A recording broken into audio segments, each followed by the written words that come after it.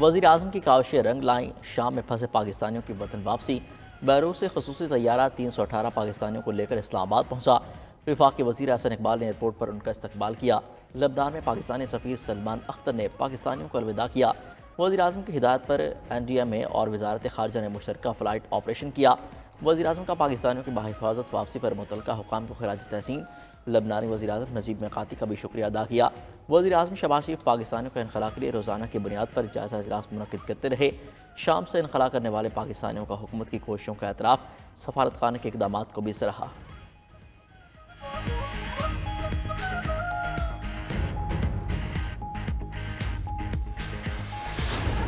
شام کی جو نئی صورتحال پیدا ہوئی، جس میں وہاں کے حالات کے پیش نظر پاکستانی زائرین اور دیگر جو ہمارے ہم وطن تھے وہ محصور ہو گئے، تو اسی وقت وزیر اعظم نے ہدایت کی کہ ان پاکستانیوں کو بحفاظت واپس وطن لانے کے لیے اقدامات کیے جائیں۔ یہ قدم دراصل ایک پیغام تھا کہ کوئی بھی پاکستانی اگر دنیا میں مشکل میں گرفتار ہوگا تو وہ تنہا نہیں ہے، اس کے پیچھے اس کا وطن اور اس کی حکومت کھڑی ہے۔ وزیر اعظم کی خصوصی ہدایت پر پاکستانیوں کے شام سے انخلاء کی منصوبہ بندی۔ میڈیا سے گفتگو میں وفاقی وزیر احسن اقبال نے کہا کہ وزیر اعظم شہباز شریف نے لبنانی ہم منصب سے رابطہ کر کے تعاون کی درخواست کی۔ نائب وزیر اعظم اسحاق ڈار نے بھی ترک وزیر خارجہ سے رابطہ کیا۔ شام کی تازہ صورتحال کے باعث پاکستانی وہاں پھنس گئے تھے۔ کوئی بھی پاکستانی دنیا میں کہیں بھی خود کو تنہا نہ سمجھے۔ پاکستانیوں کے جان و مال کی حفاظت حکومت کی اولین ترجیح ہے۔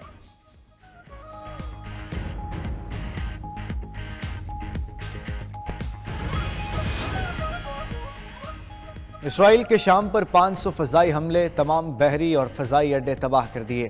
ہتھیاروں کی تیاری کے مقامات، گولہ بارود کے ڈپو، ہوائی اڈے، 15 بحری جہاز، تحقیقی مراکز بھی تباہ۔ خبر ایجنسی کے مطابق اسرائیلی فوج دارالحکومت دمشق سے 10 کلومیٹر دور موجود ہے۔ ادھر بشار الاسد کی پارٹی نے ملک میں اپنی تمام سرگرمیاں غیر معینہ مدت تک معطل کر دیں۔ ہتھیار، آلات اور گاڑیاں عبوری حکومت کے حوالے کرنے کا فیصلہ۔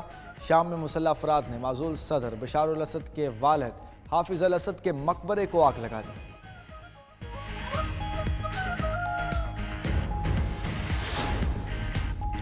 غزہ کے مظلوم فلسطینیوں پر اسرائیل کی وحشیانہ بمباری جاری۔ 24 گھنٹوں میں 30 فلسطینی شہید، 90 زخمی ہو گئے۔ فلسطینی وزارت صحت کے مطابق ساوان کی حفاظت پر معمور 13 سیکیورٹی اہلکار بھی جام شہادت نوش کر گئے۔ اب تک 722 امدادی سیکیورٹی اہلکار شہید ہو چکے ہیں۔ امریکی قومی سلامتی کے مشیر غزہ میں جنگ بندی معاہدے کے قریب پہنچنے کا دعویٰ۔ نیتنیاہو سے ملاقات کے بعد کہا، جنگ بندی اور قیدیوں کی رہائی کا عمل جلد شروع ہو سکتا ہے۔ ادھر مسیحوں کے روحانی پیشوا پوپ فرانسس سے فلسطینی صدر محمود عباس کی ملاقات۔ 2 ریاستی حل کی بنیاد پر فلسطین میں دیر پامن کی حمایت پر پوپ کا شکریہ ادا کیا۔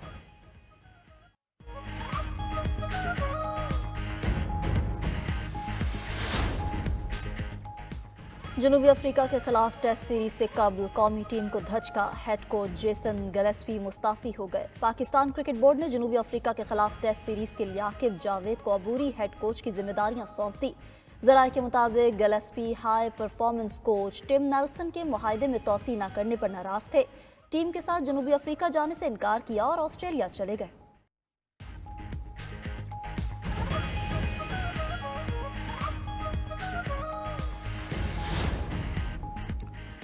سول نافرمانی کی تلوار لٹکا کر مذاکرات نہیں ہو سکتے۔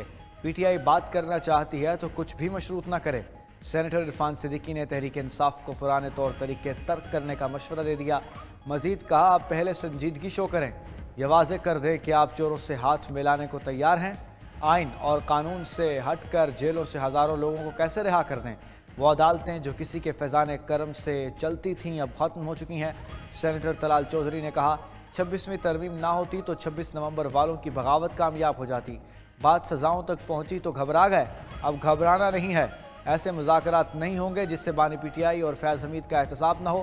رانا ثناء اللہ کا کہنا ہے کہ جب سیاسی لیڈرشپ بیٹھتی ہے تب ہی مسائل حل ہوتے ہیں۔ بانی پی ٹی آئی نے 3.5 سال تک اپوزیشن کو فون تک نہیں کیا۔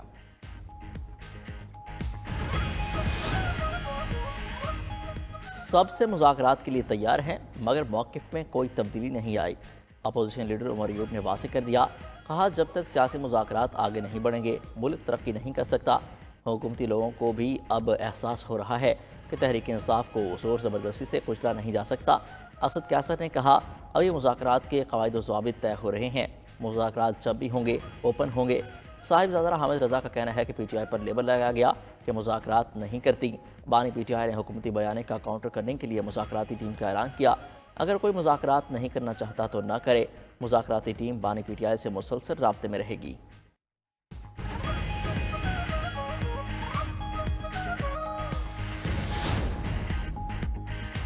پی ٹی آئی کے فیضیاب ہونے کا وقت گزر چکا، دائرہ تنگ ہوا تو پی ٹی آئی کو مذاکرات یاد آ گئے۔ سینیٹر شہری رحمان کا تحریک انصاف پر طنز، کہا پی ٹی آئی والے روز بیانیاں بدلتے ہیں، ابھی بھی سول نافرمانی کی کال دے رکھی ہے، مذاکرات کے لیے یک طرفہ شرائط نہیں ہو سکتی۔ آپ نے ریاست پر حملہ کیا، شواہد موجود ہیں، ہم سے معافی کس منہ سے منگوا رہے ہیں؟ آپ 9 مئی اور 24 نومبر پر معافی مانگے۔ سینیٹر علی ظفر نے کہا کہ حکومت کہتی ہے احتجاج میں کوئی شہید اور زخمی نہیں ہوا، آزاد کمیشن بنا دیں، پتہ چل جائے گا کہ گولی کس نے چلائی، وہاں سارے ثبوت مل جائیں گے۔ ہم غلط ہوئے تو معافی مانگیں گے ورنہ حکومتی وزراء معافی مانگے۔ آپ پوچھتے ہیں ڈی چوک پر احتجاج کیوں کرتے ہیں؟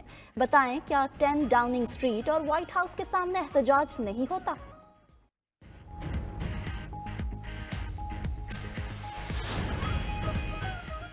بانی پی ٹی آئی کی ہمشیرہ علیمہ خان کا کہنا ہے، ہمارے 2 ہی مطالبات ہیں، 9 مئی اور 26 نومبر واقعات کی جوڈیشل انکوائری کروائیں اور بے گناہ کارکنان کو رہا کیا جائے۔ بانی پی ٹی آئی نے پیغام دیا ہے، اگر مطالبات تسلیم نہیں ہوتے تو اوورسیز پاکستانی رقم پاکستان نہ بھیجیں۔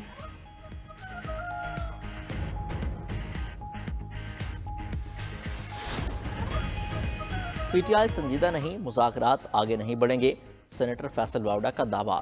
بولے تحریک انصاف کی سوشل میڈیا ٹیم کو بانی پی ٹی آئی کے لیے نقصان کا سبب بھی قرار دے دیا۔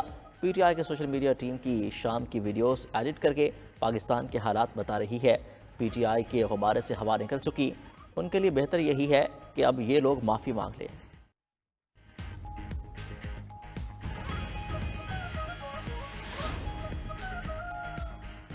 ایک سویلین پر آرمڈ فورسز کا ڈسپلن کیسے لاگو ہو سکتا ہے؟ ملٹری کورٹ سے متعلق انٹرا کورٹس اپیلوں میں آئینی بینچ کا سوال۔ جسٹس جمال مندوخیل نے ریمارکس دیے کہ جو شخص آرمی ایکٹ کا سبجیکٹ نہیں، اس کو بنیادی حقوق سے کیسے محروم کیا جا سکتا ہے؟ کیا غیر متعلقہ شخص کو اپنے ڈسپلن کے نیچے لانا آرٹیکل 8 اور انسانی حقوق کی خلاف ورزی نہیں؟ حکومتی وکیل خواجہ حارث نے جواب دیا کہ مخصوص حالات میں سویلین پر آرمی ایکٹ کا اطلاق ہوتا ہے، عدالت کے پاس آرمی ایکٹ دفعات کو کالعدم کرنے کا اختیار نہیں۔ جسٹس جمال نے کہا اس طرح تو اگر کوئی اکسانے کا سوچے تو آرمی ایکٹ کا اطلاق ہو جائے گا۔ جسٹس محمد علی مظہر نے 5 رکنی بینچ کے فیصلے میں نقائص کی نشاندہی کرنے کا کہا۔ کیس کی مزید سماعت آج ہوگی۔ پارلیمنٹ سے منظور مدارس رجسٹریشن بل ایکٹ بن چکا، فوری نوٹیفیکیشن کیا جائے، اگر نوٹیفیکیشن نہ آیا تو سڑکوں پر آئیں گے۔ مولانا فضل الرحمان کی پریس کانفرنس، بولے صدر کے دستخط نہ کرنے پر بھی آئینی مدت میں بل قانون بن جاتا ہے۔ حکمران اور ادارے ملک کو بحرانوں میں دھکیل رہے ہیں، ہمیں عدالت بھی جانا پڑا تو جائیں گے۔ ادھر سربراہ اسلامی نظریاتی کونسل راغب نعیمی کا معاملہ افہام و تفہیم سے حل کرنے کا مشورہ، بولے مدارس بل کو سیاسی مسئلہ نہ بنائیں، جو جہاں چاہتا ہے اسے وہیں رجسٹر کر دیا جائے، ہمیں ابھی تک ڈی جی آر ای کا کوئی پریشر آیا نہ کبھی نصاب میں مداخلت ہوئی۔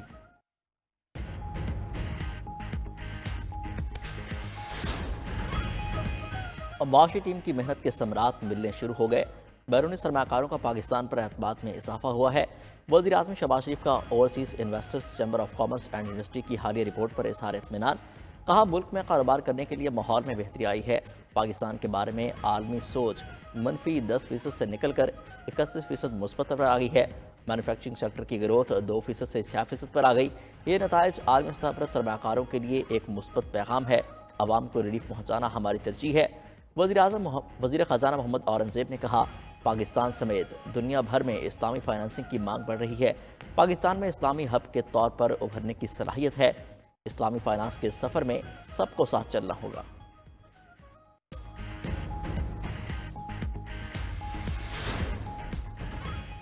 वज़ीर आला पंजाब 8 रोज़ा दौरे पर चीन में मसरूफ। शंघाई में मौसमियाती तब्दीली से मुताल्लिक कॉन्फ्रेंस में शिरकत। कहा मौसमियाती चैलेंजेस से निपटने के लिए चीन के साथ मिलकर काम कर रहे हैं।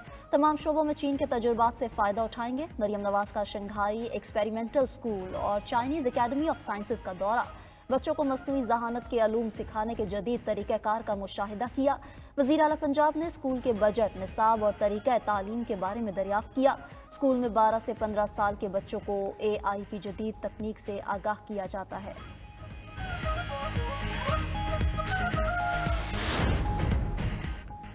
हुकूमत के 180 IPPs के साथ मुआहदे हैं। साल 22-23 में 36 IPPs को 487 अरब रुपए कैपेसिटी अदायगी की गई। 12 IPPs को कैपेसिटी अदायगी से 50% ज़ायद 769 अरब रुपए की अदायगी की गई। 2 साल में IPPs को अदायगी की तफसीलात सेनेट में पेश। वजारत पानी और बिजली ने तहरीरी जवाब में लिखा कि चीन पावर हब जनरेशन को 94 अरब, port Qasim electric power company को 102 अरब, रोड पावर कंपनी को 77 अरब रुपए और लकी इलेक्ट्रिक कंपनी को 53 अरब रुपए दिए गए। कराची सिटी कौंसिल का हंगामा खेज इजलास। अपोजिशन का शोर शराबा, एजेंडे की कापियाँ फाड़ दी, अरकान के दरमियान थक्कम पेल भी हुई। ऐवान ने सिर्फ 20 मिनट में 19 करारदादें मंजूर कर ली।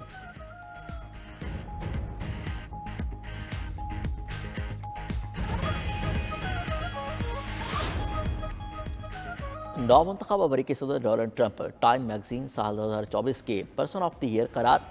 ट्रंप 2016 में भी पर्सन ऑफ द ईयर करार पाए थे। उम्मीदवारों में कैमला हैरिस, एलन मस्क और शहजादी केट मिडलटन भी शामिल थे।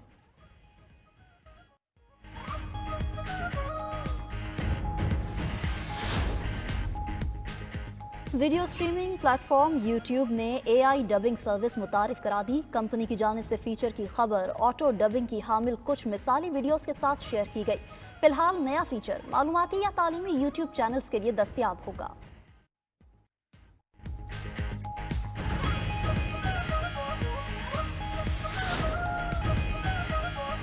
कराची में आलमी कुतुब मेले का आगाज़। इंतहाई कम कीमत में किताबें दस्तयाब। 5 रोज़ा मेले का इफ्तिताह वज़ीर आला सिंध मुराद अली शाह ने किया। कुतुब मेले में 17 मुल्कों के 40 इदारे हिस्सा ले रहे हैं।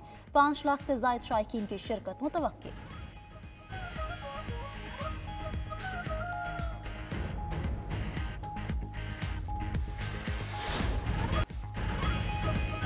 जलमक्सी के मटियाले और पथरीले ट्रैक पर रेसर्स का इम्तिहान।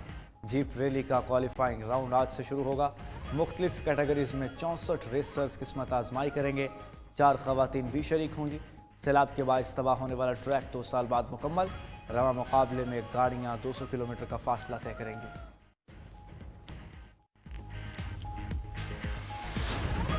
और मुनफरिद असलूब के शायर, अदीब, फ़लसफ़ी, नज़र निगार जॉन एलिया चाहने वाले आज उनका 93वां यौम पैदाइश मना रहे हैं।